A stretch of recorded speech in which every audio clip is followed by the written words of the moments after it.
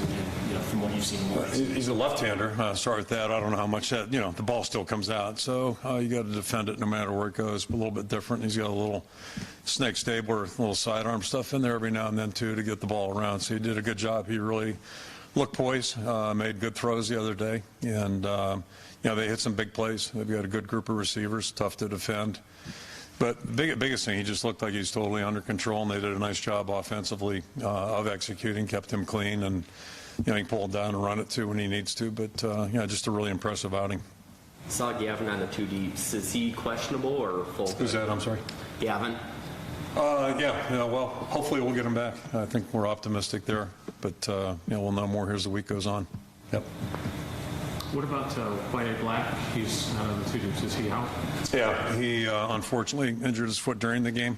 So, I think it's going to be a matter of weeks probably with him. So it moves Louis Steck up, and Aaron Graves probably be in that mix too. Coach, what did you think of Arlen Bruce's performance on Saturday?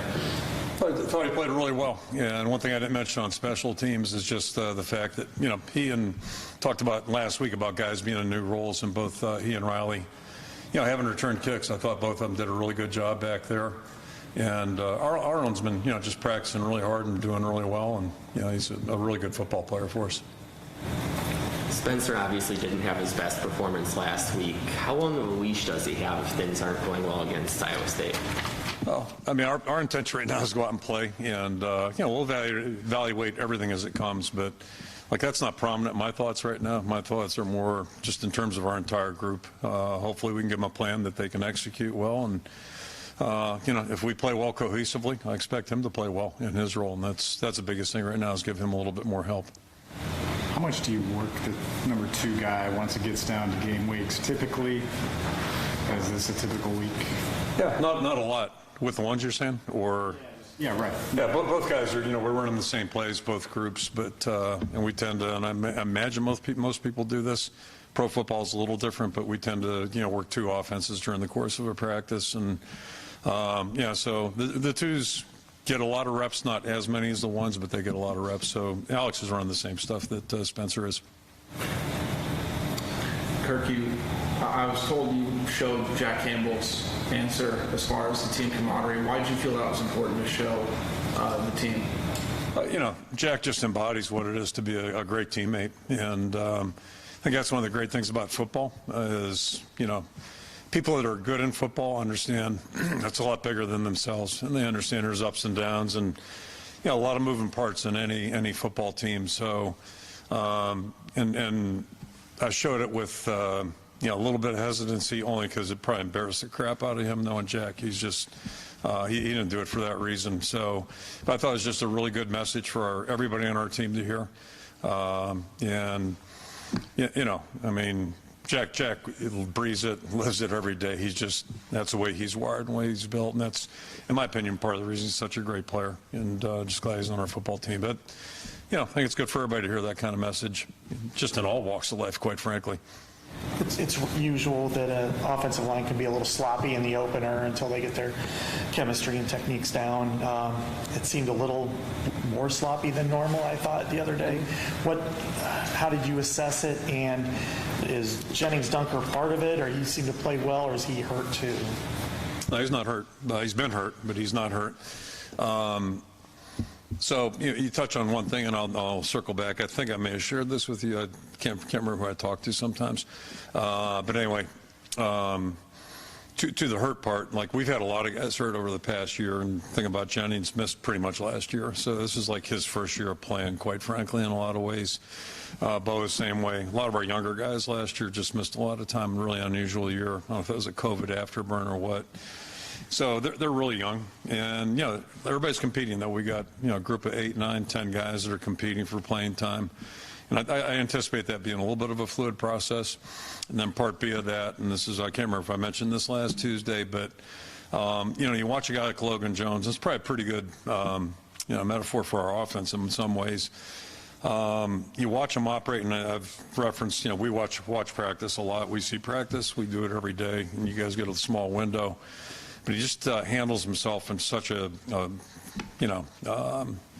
proficient, productive way. He's just a really, good football player and a good practice player, all that kind of stuff. But I caught myself at the end of last week, remembering this guy's first year playing, first game playing really, and first time he's played center. And Linderbaum went through the same thing, 3-4 years ago. So, he didn't have his best game, and I think he'll take a big jump. I'm confident he will, just because there's no way to simulate some of the things he had to do. And just give you a quick example. You probably can't see this, but we're not all there on the cadence the other day. Some guys are a little slow, or the ball's a little slow getting snapped. To me, that's your first game. That's what that's all about, and the sooner we can accelerate that process, the better. So, he's not the only guy in that ballpark. There's a lot of those pictures across the board, and that's our challenge. That's the race that we're running right now, and the clock's sitting there 3:05 for Saturday, so we don't have a lot of time. So we got to speed that process up as much as we can. Excuse me. They don't have a 310-pound guy on his nose every play this week just to make it that much harder for him, but he'll be fine. Speaking of sharing things with the team, I think Jack shared this as well, that Adrian talked about the 09 opener against UNI. Very next week, you beat Iowa State 35-3. Is there a lesson learned there about the 09? Well, yeah, Part B, I'm not sure about Part B, but that was just strictly coincidental. And one thing I learned Sunday is that Adrian's a golfer now, and he looks it too. He's dressed nicely. He got nice, the nice golf shirts, and I doubt it's the cheap stuff too. I mean, no an AC. So, but he stopped up Sunday morning. I guess he got around to golf in, and then just stopped in. And he told me he reminded a couple fans around him of that game because he obviously was playing in that game. And I think that's really kind of an illustration. I think all good teams develop during the course of the year, and I think certainly that ended up being a really good team. But we were hardly world beaters on that opener, that's for sure. So, the point there is it's all about what you do moving forward, and there are going to be bumps along the way. We'll have bumps later on in the season too, but it's how you handle it, how you respond, and certainly the 09 team did a great job, not only that next week, but moving forward, and that's really where we need to be focused, is what can we do to get better and improve and fast, that's our topic or our task. So that's kind of the deal there. Our guys are talking a lot, huh? Boy, jeez. Anything else they got on there? Maybe later. There was booing at various intervals in the game Saturday. Are your players alienated by that, or are they conditioned to shrug it off, even ignore it? Yeah, I haven't asked anybody. But everybody on the team's human, so I'm sure they hear it. And I'm not going to say it's unfortunate, but it's just, it is what it is. It's sports, and that's the world we live in today. And quite frankly, my bigger fear is social media. Has been and will remain that way. I just think if one thing's changed in 20 years, people booed 20 years ago too, but the social media world, and as you might imagine, I don't spend any time on it, but I know our players do, so I worry about that probably more. We saw it against South Dakota State, and then last year against Penn State, that north end zone difference with the false starts. How much of an impact has that renovation made? Oh, it's just, it's awesome. First of all, it looks great. It just, dresses up our stadium. We've already had an unbelievably great stadium, but that just adds to the environment. And one of these days, if we ever get into an overtime game, I promise you that's where, we're going to pick that end for sure to put our opponents. But I think it's just added nothing but great things, and certainly, makes it a little bit louder down there in the field. When you look at their defense, it is built a little unique, I guess, 3-3-5, although it does sometimes look like a 4-2. And in particular, number 9, Will McDonald, has been a force for them for a lot of years. What are the challenges for a young offensive line to pick up that scheme? And then second of all, number 9, what can he do that could make things very difficult? Yeah, two things on that. So it's a little bit interesting because you think that league is a tempo scoring league, and but this defense, to me, holds up really well against any kind of offense. Like, it's a real challenge. It's a challenge to match up with it in a week's time. And we really are not big on working on opponents during camp or spring ball. We used to do it a little bit in the 80s. But so that's a challenge in itself. And then on top of it, they got really good players. They're very well coached, and they're very aggressive. And then to your point about number 9, he's probably an illustration of why their program's good, because with every year you've seen him take another step. And I thought he was a far better player a year ago than he was a year before that, and he was good 2 years ago as well. We didn't play him, but saw him on tape, so he was good whatever year that would have been. 20, I guess, right? But boy, last year, this guy was playing, and he's playing even better now, which you'd expect. He's just a really good football player, very sound, and also very, very explosive. Yep. Didn't really see much of Ellsbury or Plum on Saturday, but I see their first team on the two deeps. What role do you see both of them playing on the offensive line? Yeah, they're both in the mix. I mentioned we got 8, 9, guys competing for playing time right now, so they're certainly in the mix. And two different stories. Tower hasn't played as much as Jack. We've seen Jack play on the game field and play well, and I think Tower's improved with every phase. So we're just keeping an open mind there too, and just trying to figure out what our best mix is. Receiver-wise, obviously, everyone's dying to know when reinforcements are on the way, but is Reganey on track for next week, would you say? And then Vines' name came up today. I know he's not near future, but what's his timetable? Yeah, so he's probably further down the road. I can't tell you when. Nico's improving and gaining ground, so that's reason to be optimistic, but I don't know if it'll be next week. Week after, but somewhere down the road he'll be back. I'm confident this month. I think we got time for that. And then Vines I think is further down the road. I just said that. And the other thing of note, I guess, now Brody's back practicing, but the race he's running is he's missed a lot of time. Really didn't do anything in the spring. He was playing baseball, and then last year was out with injury most of the year. So he's running a race against time, but at least he's out working now and getting quality work. When you look at Laporta splitting out wide for a few snaps, I would say the other day, does that help him, or does it help your offense to have him out wide, or does it kind of take away from what he is so effective because of his matchups that he can do on the inside? I mean, yeah, hopefully we're going to utilize him in a way where he can be effective, whether he's playing a traditional tight end role or as an X receiver. But yeah, I mean, we're putting him out there where we think he can do some things and add to the offense, and part of it's by necessity, just our lack of depth at the wide out position, and he gives you that flexibility. Stanford did the same thing that Rose Bowl year, the guy they had that year. So I think he's got a unique skill set there, and we feel good about our other tight ends on top of that. Feel really good about Luke. He's done a lot of good things with each phase. So yeah, it's just trying to figure out what's the best matchup or the best way we can mix our personnel and get some mileage out of them. Coach, you mentioned social media, and social media has really taken shots at Spencer. I was just curious. I can't imagine. Just guessing, yeah, it's speculative. But I mean, do you feel like the quarterback maybe gets a little bit too much credit when the team wins and too much blame when the team loses? Yeah, that's an age-old story, and just the way it is, But that's, if you're a quarterback, you have to understand that's just part of the territory. And again, my encouragement is our guys, and I'm not against social media. I want to go on record saying that. Don't want social media lovers hating me. But anyway, I'm not against it. My biggest concern is just how much time gets absorbed by people with it, and it's kind of a real popular thing. I get that. But there's a lot of other stuff on our guys' plates, and and again, most of the stuff that's on there, I'm guessing, is probably pretty predictable, depending on how things are going, during whatever it is you're doing. So I'm not sure where the suspense is for people that do go on it, looking for feedback. And my other thing, I just encourage people to seek out opinions of people they really respect, and never worry too much about a stranger. At quarterback, I know there's examples in the past of your guy being a better practice player or a worse practice player than maybe he was on game day. Can you think of maybe good examples, even if it was in the 80s, where Hartley maybe? Well, yeah, that's the best story. That's easily, because I was convinced he was clearly number 3. And one guy was a first-round draft pick, but just it didn't work here for him. So yeah, you never quite know. But I think we've got a good gauge on both guys, and we have confidence in both guys. So that's the good news. I've been saying that consistently, and my opinion hasn't changed. So it's we're just going to keep pushing forward and see where this goes. What has Joe Evans meant for this team?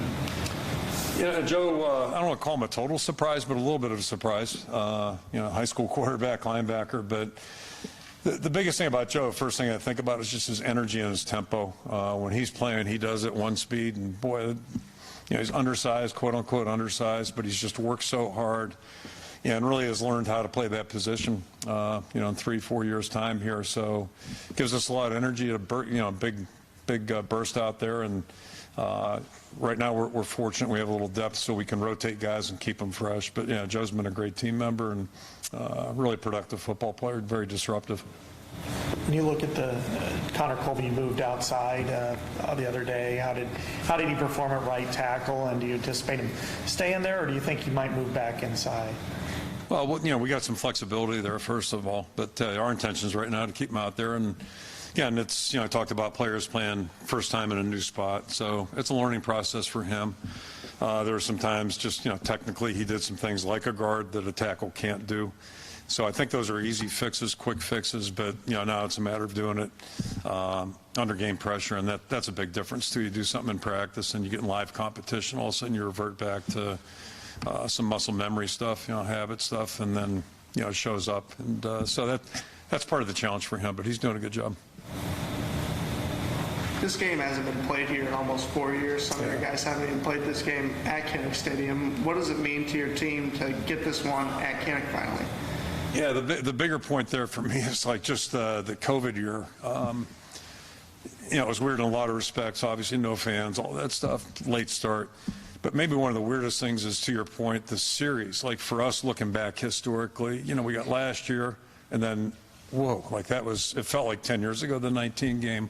And it took 10 years to play it on top of it. So, but it's almost like that game, dismiss it, throw it out. It just is so far back, even though it was, you know, wasn't that far back. But the lack of playing every year it's weird, strange. So, but all that being said, it's still Iowa State, and it's a big game for everybody in the state. It's certainly a big game for both programs, and you know, I don't want to speak for their side, but I'm sure they're like us. I mean, everybody on our team wants to win this game, and why wouldn't you? So it's a big game. I think it's another cool aspect about it. I think it's probably the only, you know, BCS Power 5, you know, interstate rivalry where teams are in different conferences. I think that's still true. I probably should check my little road map. You know, we got conference. It's not who's.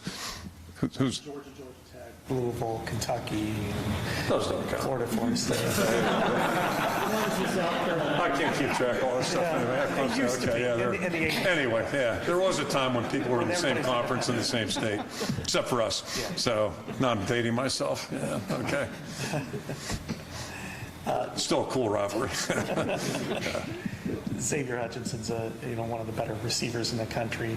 I don't know how much you've watched their offense, or enough to know who he is. And be worried about touchdowns him. Or whatever. Yeah. What challenge does he present for your secondary, and especially because there's some new faces there? Well, he's a really good football player, and then on top of it, they do a really good job of moving him around. So he's not always in a place. Like, you don't know where he's going to show up, and they did a nice job the other day getting a personnel mismatch, and they made the other opponent pay for it. So, but he's a really good football player. He can run. He's going to catch it, and he can run after the catch too. So, and he knows how to get open. But yeah, he's a really good player, and they use him well in their scheme. That's for sure. Considering that they don't have the tight ends that they did last year,